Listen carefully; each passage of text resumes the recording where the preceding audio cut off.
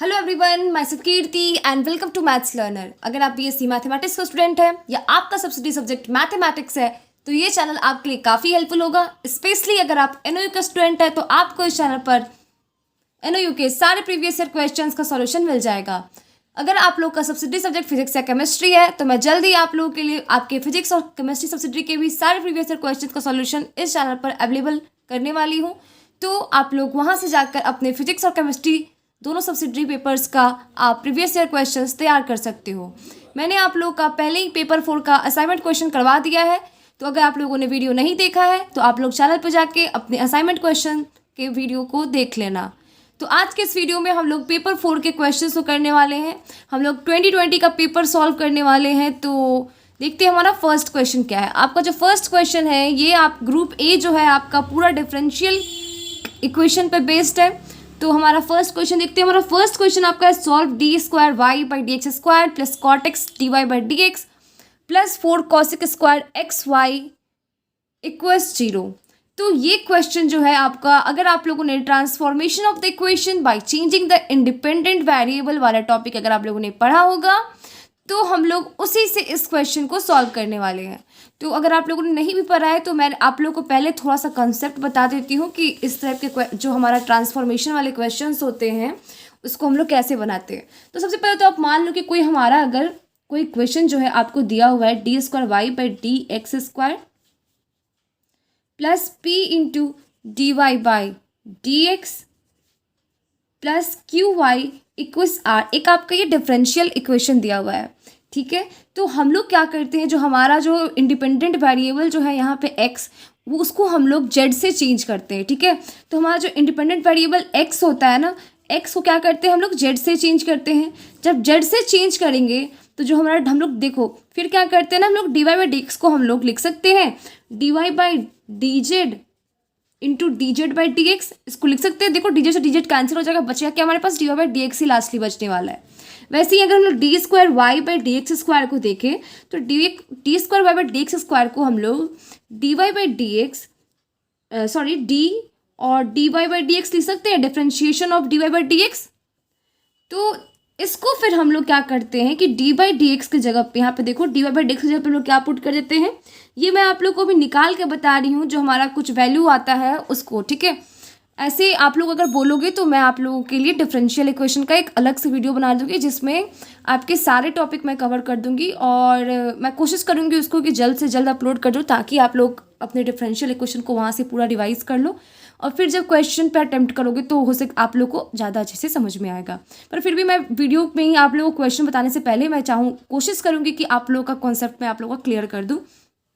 तो देखो फिर इसको जब करोगे तो d y by d z हो जाएगा ये, और इनटू क्या होगा d z by D x. जब आप अब इसको डिफ्रेंशिएट करोगे तो एक बार देखो हम लोग d y by D x को d y by d z को करेंगे तो ये वाला हो जाएगा आपका d square Y by d z square into हो जाएगा आपका d z by D x का होल स्क्वायर प्लस आपका आ जाएगा d y by d z into d square z by D x square, ठीक है। तो ये हमारा इक्वेशन आ गया। जब हम यहाँ से d square Y by D x square और d y by D x को जब हम लोग इस इक्वेशन में पुट करते हैं तो देखते हैं हम लोग को क्या मिलता है। तो जब आप इक्वेशन में पुट करोगे तो हमारा इक्वेशन कुछ ऐसा हो जाएगा, ठीक है।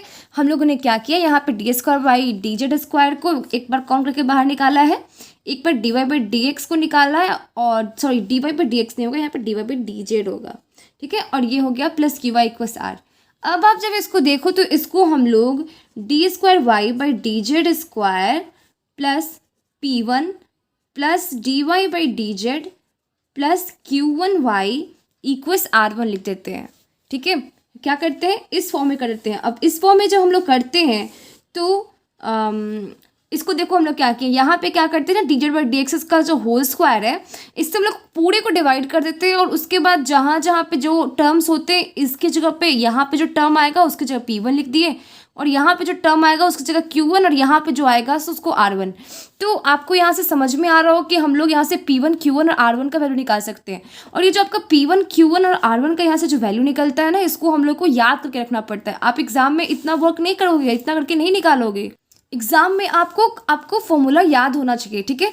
तो पर मैंने अभी आपको निकाल कर बता दिया है कि किस तरह से निकलता है। तो देखो यहाँ पे P1 का वैल्यू क्या आ जाएगा, P1 का वैल्यू क्या हो जाएगा, d²z/dx², ये वाला लिख रहे हैं, प्लस p/dz/dx, और बाई क्या हो जाएगा, देखो dz/dx का होल स्क्वायर। इस क्यों कर रहे हैं डिवाइड, यहाँ पे देखो, यहाँ पे हम लोग d²/dz² है, और यहाँ पे भी क्या ले रहे हैं, d²/dz²। पर क्या इसके कोफिशिएंट के लिए कुछ ले रहे हैं हम लोग, नहीं ले रहे हैं। और क्यों नहीं ले रहे हैं, क्योंकि यहाँ पे इसका जो कोफिशिएंट है ना वो पूरे में डिवाइड हो जाता है। तो यहाँ पे जो P1 का वैल्यू जो होगा, यहाँ पे P1 का जो वैल्यू होगा, जब आप इस इक्वेशन से कंपेयर करोगे तो क्या निकल जाएगा, ये हो जाएगा dz/dx का होल स्क्वायर, ठीक है। और उसी तरह से हमारा Q1 का वैल्यू क्या हो जाएगा, यहाँ पे देखो Q1 का वैल्यू हो जाएगा आपका Q बाई क्या हो जाएगा, dz/dx का होल स्क्वायर, ठीक है। और हमारा जो R1 यहाँ पे क्या है, R है, और यहाँ पे क्या हमारा R1 है। तो जब आप दोनों को कंपेयर करोगे तो यहाँ पे क्या हो रहा है, सब में dz/dx का होल स्क्वायर को हम लोग डिवाइड कर रहे हैं। तो ये आपका R1 क्या हो जाएगा, R1 हो जाएगा आपका r/dz/dx का होल स्क्वायर, ठीक है। देखो यहाँ तक आप लोग को समझ में आया। तो ये जो हमारा P1, Q1 और R1 का जो वैल्यू निकलता है ना, ये आपको याद करके रखना होगा। इस क्वेश्चन को, ऐसे ट्रांसफॉर्मेशन वाले क्वेश्चन को बनाने के लिए आपको P1, Q1, R1 के वैल्यू को याद रखना चाहिए। अब हम लोग तो ये समझ लिए ना कि हम इस क्वेश्चन को, हम लोग का कॉन्सेप्ट तो हम लोग को समझ में आ गया कि क्या करते हैं हम लोग। अब हम लोग क्वेश्चन बनाते हैं, ठीक है। क्वेश्चन बनाते हैं, फिर आप लोग को और भी अच्छे से समझ में आएगा कि इस क्वेश्चन को सॉल्व करेंगे। तो सबसे पहले हम लोग को जो इक्वेशन सॉल्व करना है वो थोड़ा सा हम लोग लिख लेते हैं यहाँ पे। तो हमारा गिवन इक्वेशन है, क्या है, वो है हमारा इक्वेशन है आपका d²y/dx², ये आपका d²y/dx² plus cot x into dy/dx, और प्लस था हमारा 4y cos² x इक्वल्स 0, ठीक है। तो हम लोग इसमें फर्स्ट स्टेप क्या करते हैं, इसमें जो हमारा फर्स्ट स्टेप होता है वहाँ पे हमारा जो x जो होगा ना उसको हम लोग रिप्लेस करेंगे z से, ठीक है। क्या करेंगे, हमारा जो x जो आपका इंडिपेंडेंट वेरिएबल है उसको हम लोग z से रिप्लेस करेंगे। तो चूजिंग लिखते हैं उसको हम लोग, चूजिंग z सच दैट, तो यहाँ पे देखो, यहाँ पे जो हम लोग z का वैल्यू निकालते हैं ना, देखो z का जो हम लोग वैल्यू निकालते हैं, यहाँ पे आपको एक और बात बता देती हूँ मैं, कि जैसे हम लोग को ये जो हमारा इक्वेशन दिया है ना, तो यहाँ पे जो आपका dz/dx का वैल्यू होगा ना, dz/dx का जो होल स्क्वायर होगा वो आपका इक्वल हो जाता है q के इक्वल होता है। ये जो q है ना, q के इक्वल क्या हो जाता है, dz/dx का होल स्क्वायर का वैल्यू हो जाता है वो q के इक्वल हो जाता है। तो यहाँ पे हम लोग जब भी यहाँ पे dz/dx का वैल्यू निकालेंगे तो उसको हम लोग q से इक्वेट कर देंगे, ठीक है। तो चूजिंग z सच दैट, यहाँ पे क्या हो जाएगा, dz/dx का होल स्क्वायर वो किसके इक्वल होगा, देखो यहाँ पे आपका q क्या है, 4 cos² x है, y का कोफिशिएंट क्या है, 4 cos²x, तो यहाँ पे क्या लिख दो, 4 cos² x। तो यहाँ से हम लोगों को dz/dx क्या मिल जाएगा, 2 cos x मिल जाएगा, क्या है ना। जब रूट इसको स्क्वायर को उधर करेंगे तो 2 cos x हो जाएगा ये आपका। अब देखो, अब हम लोग क्या करते हैं, यहाँ से हम लोग को z का वैल्यू फाइंड करना है, तो इसको 2 cos x इंटू dx हो जाएगा। अब दोनों साइड हम लोग इंटीग्रेट कर देते हैं, तो जब इंटीग्रेट करेंगे तो ये हो जाएगा इंटीग्रल dz, और ये होगा 2 इंटीग्रल cos x dx। तो यहाँ से तो आपको dz को इंटीग्रेट करोगे तो z आ जाएगा, और इसको करोगे तो ये आ जाएगा 2 log tan x/2, ठीक है। ये क्या आ गया, हम लोग को इंटीग्रेट करके हमारा ये वैल्यू आ गया। तो इस तरह से हम लोगों ने अपने z का वैल्यू तो निकाल लिया, क्या किया, z का वैल्यू तो निकाल लिया हम लोगों ने। अब क्या करेंगे हम लोग, अब हम लोग क्या करेंगे, जो हमारा इंडिपेंडेंट वेरिएबल x है उसको हम लोग क्या करेंगे, z से रिप्लेस करेंगे। तो देखिए now changing the independent variable, now changing the independent variable from x to z by the relation, किस रिलेशन से हम लोग करेंगे, ये जो हमारा आया z equals 2 log tan x by 2, z equals क्या आया हमारा 2 log tan x बाई 2, इसी से हम लोग क्या करेंगे x को रिप्लेस करेंगे। तो हम लोग के पास क्या है, वी हैव, हम लोग को क्या मिलेगा, देखो हम लोग को जहाँ जहाँ पे x है वहाँ पे क्या पुट करना है, z पुट करना है। तो ये तो आपका हो जाएगा d square Y by d z square, ठीक है। फिर आपका देखो यहाँ पे कॉट x है, तो यहाँ पे क्या हो जाएगा, देखो पहले हम लोग फॉर्म लिख लेते हैं। जो हमारा जो फॉर्म होता है, जो हम लोगों ने यहाँ पे पढ़ा, ये हमारा मेन फॉर्म होता है। आपको एक ये फॉर्म याद होना चाहिए और आपको P1 Q1 R1 का वैल्यू याद होना चाहिए। यही वैल्यू यूज़ करेंगे अभी हम लोग। देखो आप जब क्वेश्चन सॉल्व करेंगे तो कैसे यूज़ करते हैं। तो वी हैव क्या हम लोग के पास P1 dy by d z plus Q1y equals क्या है हमारे पास R1 है, ठीक है। जहाँ पर आपका P1 का वैल्यू क्या होता है, हम लोगों ने अभी निकाला था। P1 का जो वैल्यू होता है वो होता है आपका d square z by D x square plus P times of D z by D x by हो जाता है आपका d z by D x का होल स्क्वायर। ये वैल्यू आपको याद होना चाहिए, ठीक है, P1 का वैल्यू। तो अब हम लोग यहाँ पे क्या करते हैं, P1 का वैल्यू निकाल लेते हैं। तो देखो D square z by D x square हम लोग को निकालना है ना, और यहाँ पे आप देखो d z by D x क्या है, 2 cosec x है। तो जब आप एक बार और इसको डिफ्रेंशिएट करोगे तो D square z by D x square मिल जाएगा हम लोग को। तो जब डिफ्रेंशिएट करोगे तो cosec x का क्या होता है डिफ्रेंशिएशन, वो होता है आपका minus cosec x cot x। तो हम लोग यहाँ पे डायरेक्ट लिखने वाले हैं। तो ये हो जाएगा आपका 2 -2 cosec x into cot x, ठीक है, प्लस p। देखो अगर आप इसको इस इक्वेशन आपका जो हमारा जो ये क्वेश्चन है उसको जब इससे कंपेयर करोगे तो हमारा देखो यहाँ पे p की जगह पे क्या है, p की जगह पे आप देखो p की जगह पे हमारा cot x है ना। तो हम लोग क्या करते हैं कि हमारा जो p का जो वैल्यू है यहाँ पे क्या p D z by D x है ना, तो p की जगह पे क्या करेंगे cot x पुट कर देते हैं और D z by D x की जगह पे क्या है 2 cosec x है। तो यहाँ से आपका हो जाएगा 2 cosec x। अब आगे देखो फिर अब नीचे क्या हो जाएगा, D z by D x का होल स्क्वायर है। तो यहाँ पे D z by D x का होल स्क्वायर देखो क्या है 4 cosec स्क्वायर x है। तो ये हो गया आपका 4 cosec स्क्वायर एक्स। पर आप जब ऊपर में देखोगे तो ये दोनों तो कैंसिल हो जाएगा, तो ये क्या हो जाएगा 0 आ गया हमारा, P1 क्या आ गया वो 0 आ गया। अब हम लोग Q1 निकालते हैं। तो Q1 निकालने का फॉर्मूला हम लोग जानते हैं क्या होता है। Q1 निकालने का फॉर्मूला जो होता है हमारा वो होता है Q by d z by D x का होल स्क्वायर। तो इसको लिखते हैं यहाँ पे क्या होता है Q by d z by D x का होल स्क्वायर। तो यहाँ पे हमारा Q क्या है, Q तो आपका है 4 cosec स्क्वायर x है ना।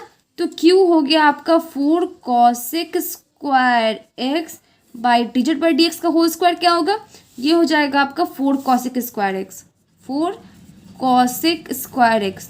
तो ये आ गया आपका, कट जाएगा, बचेगा क्या हमारे पास 1 बच जाएगा है ना।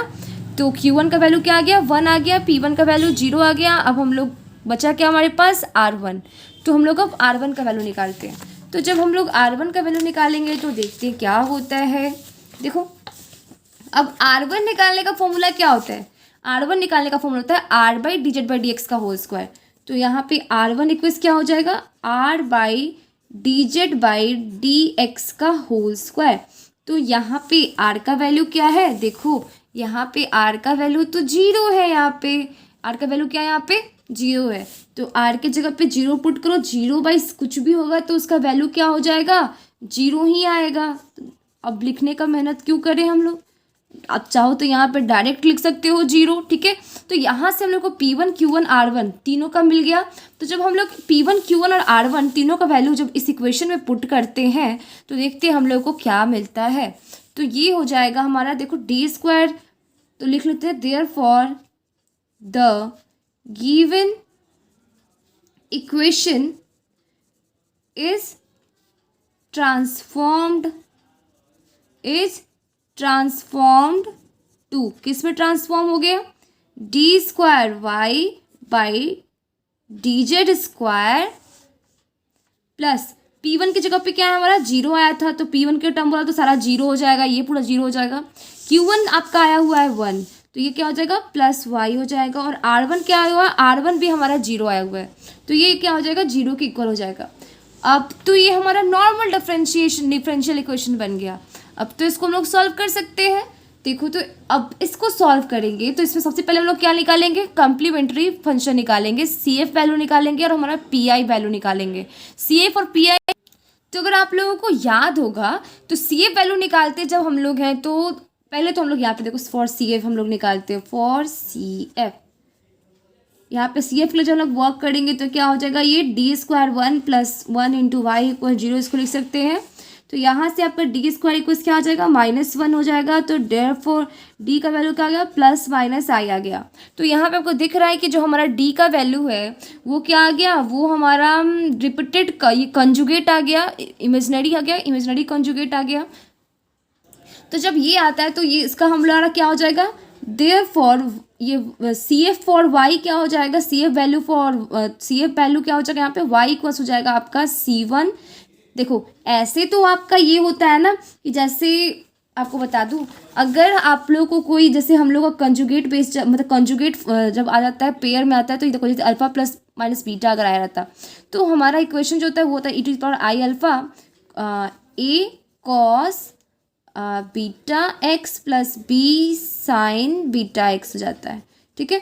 पर यहाँ पे तो हम लोग को अल्फा की जगह पे 0 है, तो इसका मतलब e⁻0 तो 1 होता है, तो हम लोग इसको हटा देते हैं, बस हम लोग का बाद वाला लिखाएगा। तो ये क्या हो जाएगा, y इक्वल्स हम लोग को आ जाएगा, यहाँ पे हम लोग C1 C2 के फॉर्म में भी लिख सकते हैं, AB के भी फॉर्म में लिख सकते हैं, तो हम लोग C1 C2 के फॉर्म में अभी हम लोग लिखेंगे। यहाँ पे देखो C1 ये हो जाएगा y equal C1 cos x plus C2 sine x, क्या आ गया हमारा, ये y CF का वैल्यू निकल गया हमारा, क्या आ गया C1 cos x plus C2 sine x. पर यहाँ पे x नहीं होगा, सॉरी देखो यहाँ पे तो z का है ना, तो यहाँ आपका z होगा,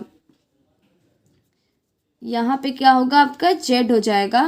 और तो यहाँ से हमारा C1 cos z C2 sign z हो गया। अब हम लोग आगे देखो क्या करते हैं, तो यहाँ पे आपका, और इसको हम लोग क्या लिख सकते हैं, इसको हम लोग लिख सकते हैं आपका K1 cos z plus K2, ठीक है। इसको हम लोग क्या लिख सकते हैं, K1 into cos z plus K2 लिख सकते हैं। अब क्या करते हैं, अब हम लोग का रिक्वायर्ड इक्वेशन आ जाएगा,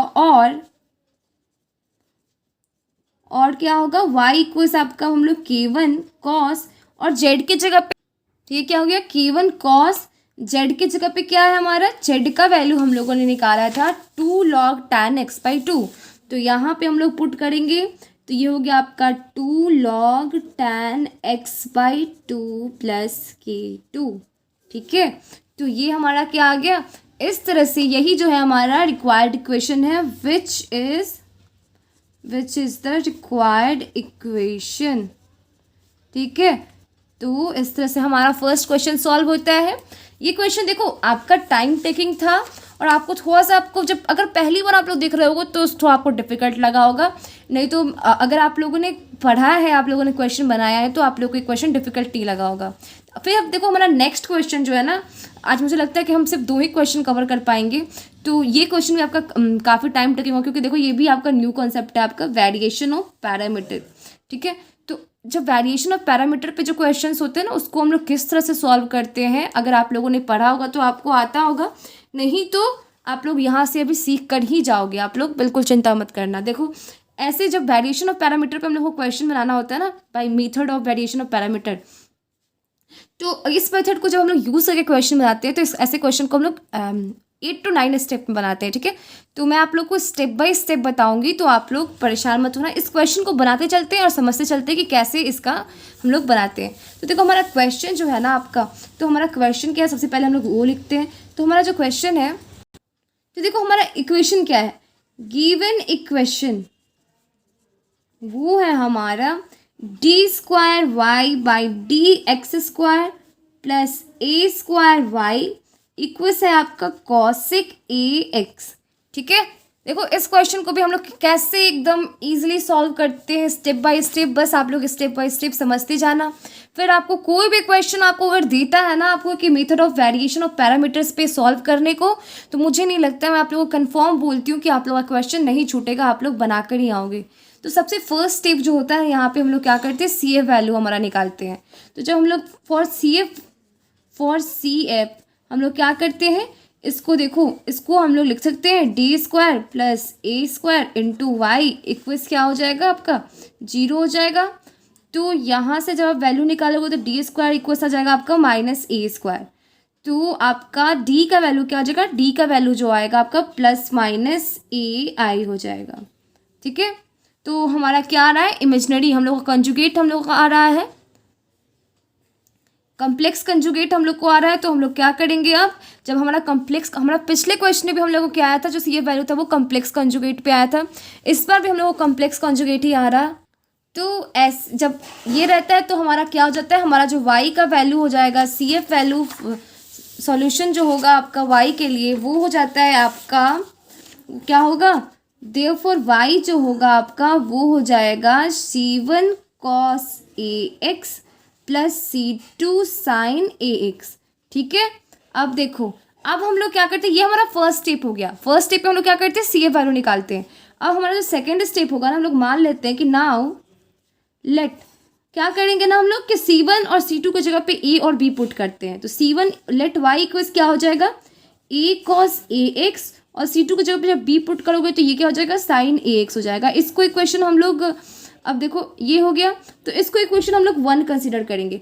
अब हम लोग क्या करते हैं कि ये हमारा सेकेंड स्टेप हो गया, अब हम लोग इसको डिफ्रेंशिएट करेंगे। तो जब डिफ्रेंशिएट करेंगे तो देखते हैं हम लोग को क्या मिलता है। तो देखो ये हो जाएगा आपका d y by D x equals हो जाएगा आपका, ये होगा आपका माइनस ए, हम लोग कॉस ए एक्स को पहले कर रहे हैं फिर ए का डिफ्रेंशिएशन करेंगे। ए आपका यहाँ पे कांस्टेंट नहीं है, ये भी आपका वेरिएबल है और इसका वैल्यू हम लोग निकालने वाले हैं। ठीक है, तो देखो, तो ये हो जाएगा आपका माइनस ए साइन ए एक्स इंटू ए और प्लस क्या हो जाएगा, फिर इसको कर लेते हैं।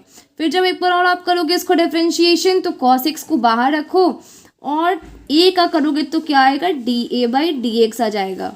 फिर आपका यहाँ पे बी साइन एक्स जो है यहाँ पे वो आपका हो जाएगा b cos A x into a plus जो है आपका हो जाएगा ये होगा आपका क्या, sine A x into D B by D x. I don't think कि यहाँ तक आप लोगों को कुछ प्रॉब्लम होगा, यहाँ तक तो कुछ भी हम लोगों ने नहीं किया, बस डिफ्रेंशिएट कर रहे हैं हम लोग।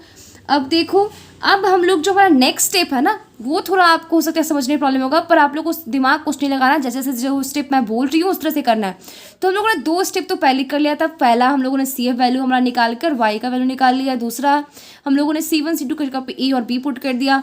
अब ये जो हमारा है ये तीसरा स्टेप, तीसरे स्टेप पे हम लोग क्या करते हैं कि जो हमारा जो भी आपका जो आपका d A by D x और d B by D x वाला जो टर्म होगा ना उसको हम लोग 0 के इक्वल्स कर देते हैं। ठीक है, नाउ क्या करेंगे, now choosing a and be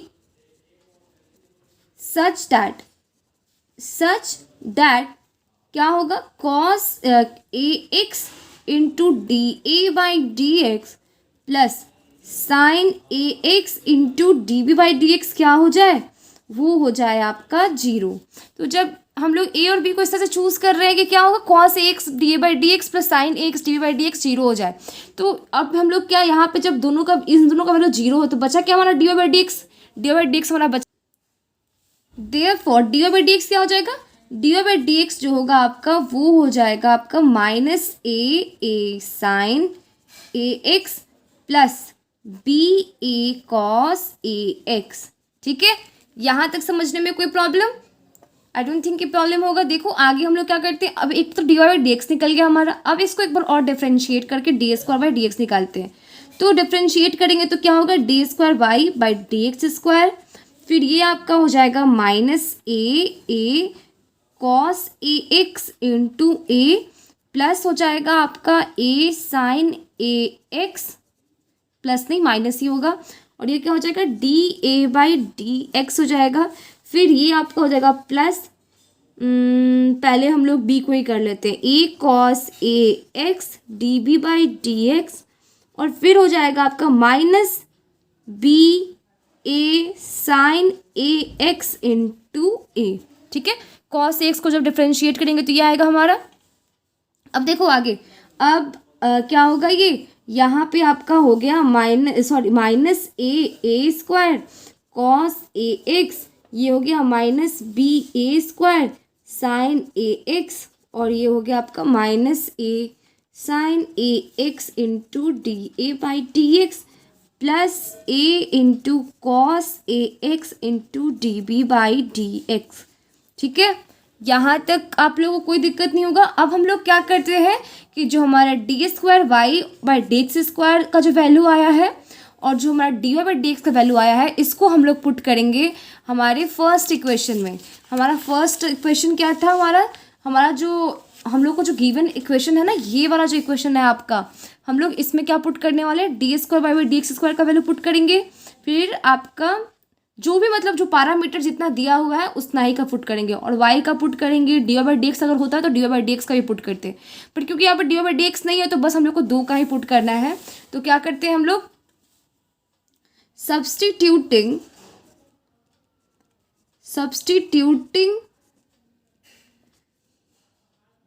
the values in given equation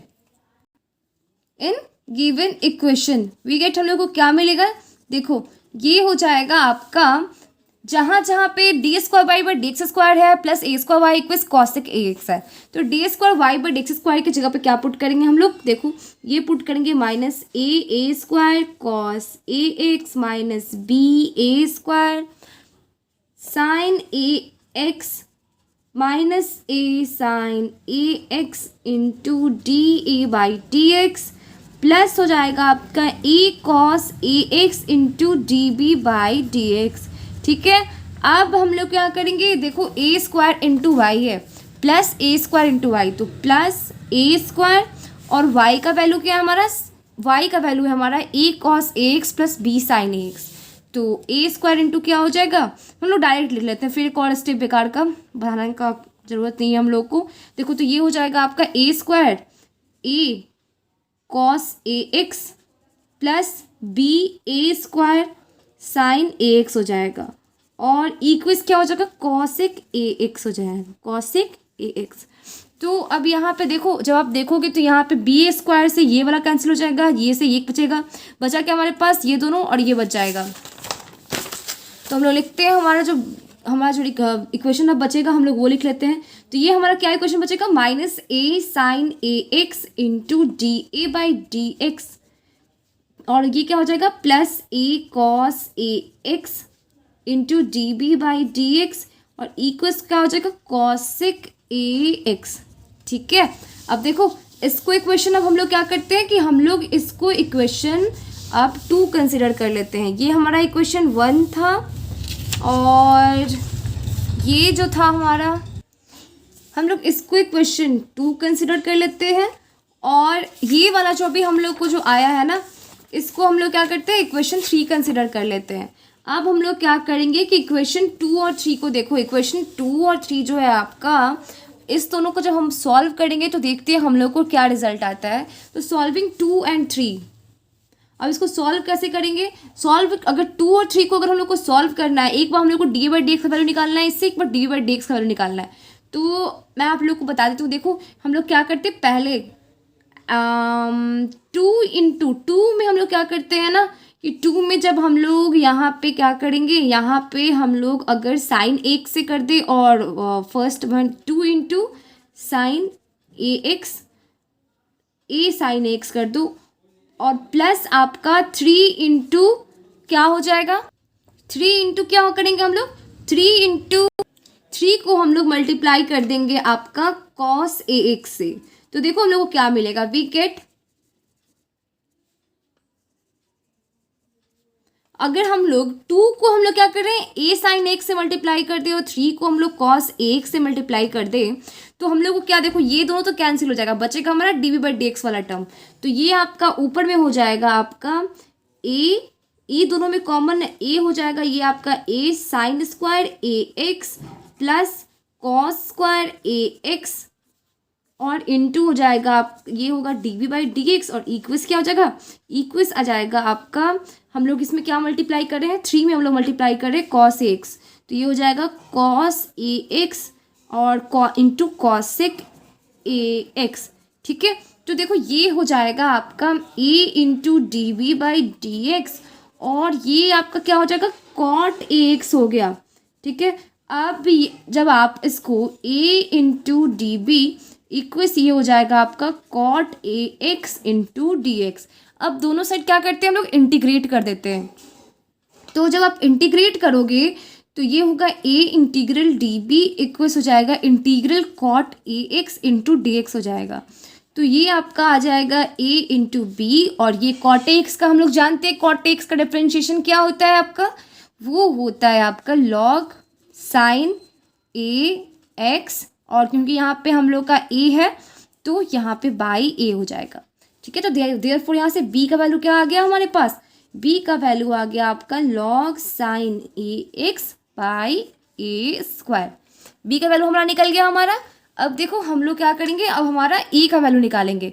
तो a के वैल्यू निकालने के लिए अगर आप इक्वेशन 2 और 3 में देखो तो a का वैल्यू निकालने के लिए हम लोग को क्या करना होगा, ये जो आपका dv/d वाला जो टर्म है उसको कैंसिल करना होगा।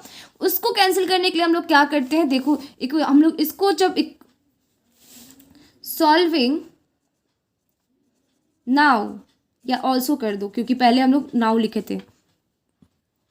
अब हम लोग क्या करेंगे ना कि हम लोग का जो इक्वेशन 2 है ना, आपका इक्वेशन 2 जो है ये आपका, इसको हम लोग मल्टीप्लाई कर देते हैं a cos ax से और हमारा इक्वेशन 3 जो है उसको हम मल्टीप्लाई कर देते हैं माइनस साइन ax से। तो क्या होगा, ये दोनों कट जाएगा और ये फिर हमारा सेम वही फॉर्म आ जाएगा आपका। तो ऑल्सो हम लोग क्या कर रहे हैं, हम लोग कर रहे हैं 2 को मल्टीप्लाई कर रहे हैं हम लोग a cos ax से और हम लोग इस दोनों को जोड़ रहे हैं और 3 को जो हम लोग हैं उसको मल्टीप्लाई कर रहे हैं माइनस साइन ax से। तो देखते हम लोग क्या मिलेगा, हम लोगों को मिलेगा आपका, ये आपका a कॉमन बाहर निकलेगा और ये होगा आपका a cos square ax plus sine square ax into dA/dx और इक्वल्स हो जाएगा आपका, देखो जब आप करोगे ना तो आपका ये आ जाएगा, कहाँ गया है, देखो ये आप क्योंकि यहाँ पे क्या कर रहे हो, साइन x से मल्टीप्लाई कर रहे हो तो cosec into cos into sine क्या होता है, 1 होता है। तो हम लोग यहाँ पे डायरेक्ट वैल्यू पुट कर रहे हैं और क्योंकि हम लोग माइनस साइन x से कर रहे हैं तो यहाँ पे हम लोग को -1 आ जाएगा। तो ये हो जाएगा आपका dA/dx इक्वल्स हो जाएगा -1/a। तो जब आप इंटीग्रेट करोगे तो ये होगा dA इक्वल्स हो जाएगा आपका -1/a dx होगा। अब हम लोग जब इंटीग्रेट करेंगे तो यहाँ पे इंटीग्रल dA इक्वल्स क्या होगा, -1/a इंटीग्रल dx हो जाएगा। तो यहाँ से a का वैल्यू क्या आ गया आपका, a का वैल्यू आ गया -x/a। ठीक है, a का वैल्यू क्या आ गया हमारा, -x/a आ गया। तो देखते हैं अब आगे, अब हम लोग क्या करेंगे कि हमारा जो a का वैल्यू आया है और जो b का वैल्यू आया है उसको हम लोग सब्स्टिट्यूट करेंगे हमारे इक्वेशन 1 में। ये जो हमारा आपका इक्वेशन 1 दिख रहा है इसमें क्या करेंगे हम लोग, सब्स्टिट्यूट करेंगे। तो हम लोग को सब्स्टिट्यूट करने के बाद क्या वैल्यू मिलता है वो देखते हैं हम लोग। तो सब्स्टिट्यूट क्या लिखेंगे हम लोग, substituting the value of a and b, the value of a and b क्या कर रहे हैं हम लोग, इक्वेशन 1 में पुट कर रहे हैं। इन इक्वेशन 1 हम लोग को क्या मिलेगा, तो हमारा जो इक्वेशन 1 था वो देखो क्या है, सॉरी ये हमारा इक्वेशन 1 नहीं है। अच्छा हम लोग देखो हम लोग कुछ छोड़ रहे हैं यहाँ पे, गॉड किधर है ये, हम लोग यहाँ पे देखो गड़बड़ कर रहे हैं। यहाँ पे जब भी हम लोग इंटीग्रेट करते हैं तो हम लोग को क्या मिलता है, इंटीग्रेशन के साथ हम लोग को कि आपका कांस्टेंट ऑफ इंटीग्रेशन भी तो मिलता है, इसको C1 मान लो और इसमें हम लोग को C2 मिल रहा है। ठीक है, तो अब जब हम लोग इसको इक्वेशन 1 में पुट करते हैं तो देखते हैं हम लोग को क्या मिलता है। देखो substituting the value of a and b in equation 1 we get, हम लोग को क्या मिलेगा, यहाँ पे है रहा हमारा इक्वेशन 1। अब हम लोग सब्स्टिट्यूट करते हैं तो y इक्वल्स हो जाएगा, e की जगह पे क्या आया हमारा, e की जगह पे आपका आया है माइनस ए की जगह पे क्या आया, minus x by A C1 आया है। तो पुट करो यहाँ पे minus x by A plus C1 और इंटू क्या होगा, इंटू हो जाएगा कॉस ए एक्स हो जाएगा और प्लस b की जगह पे क्या है हमारा, b की जगह पे अगर हमारा जो आया है वो है आपका log sign A x by A square और प्लस C2। ठीक है, ये है हमारा क्या, b की जगह पे आया है और ये इंटू क्या हो जाएगा, साइन हो जाएगा ए एक्स।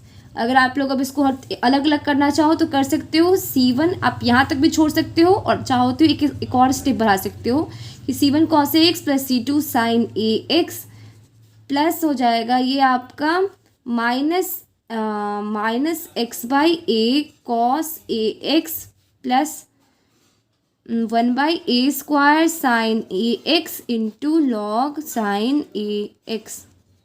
ठीक है, तो देखो हमारा इक्वेशन क्या आ गया, देयरफॉर y इक्वल्स हमारा यही हो गया। तो हम लोग का जो रिक्वायर्ड आपका हम लोग जो मेथड ऑफ क्या था हमारा, मेथड ऑफ हम लोग का जो मेथड था, method of variation of parameter, उससे हम लोग इसी तरह से क्वेश्चन सॉल्व करते हैं। तो देखो कितना इजीली हम लोगों ने सॉल्व किया। क्वेश्चन लंबा गया पर अगर आप इसको स्टेप बाय स्टेप समझने की कोशिश करोगे तो ये क्वेश्चन आपको काफ़ी इजी लगेगा। देखो फर्स्ट स्टेप में हम लोगों ने क्या किया, फर्स्ट स्टेप जो था वो तो काफ़ी ज़्यादा इजी था आपका। हम लोग उसका CF वैल्यू निकालते हैं फर्स्ट स्टेप में। CF वैल्यू निकालने के बाद हम लोग क्या करते हैं, हम लोगों ने CF देखो तो CF का वैल्यू हम लोग को क्या किया, ये आपका CF वैल्यू यहाँ से हम लोग को निकाल लिया। CF वैल्यू के लिए जो हमारा y होगा ये होगा।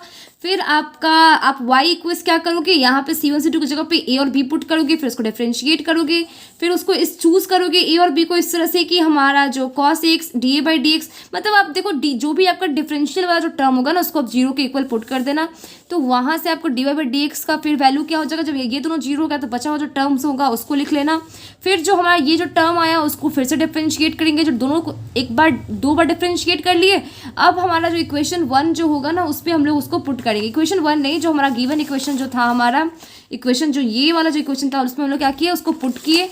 पुट करने के बाद जो हम लोग को जो रिक्वायर्ड इक्वेशन मिलेगा उसको क्या करेंगे, जो हमारा रिक्वायर्ड इक्वेशन जो हमारा मिलता है उसको फिर हम लोग क्या करते हैं, उसको इक्वेशन 3 हम लोग मान लिए हैं और फिर उसको इस तरह से सॉल्व करेंगे कि हमारा जो हमारा इक्वेशन 2 जो है हमारा जिसको जीरो के इक्वल पुट किए हैं और जो हमारा सॉल्व करने के बाद जो 3 आया है उस दोनों को इस तरह से सॉल्व करेंगे कि हमारा a और b का वैल्यू निकल जाए। a और b का वैल्यू निकलने के बाद जो हमारा फर्स्ट इक्वेशन जो हमारा इक्वेशन 1 है वहाँ पे आप a और b का वैल्यू सब्स्टिट्यूट करोगे तो फिर हमारा जो रिक्वायर्ड इक्वेशन है वो मिल जाएगा।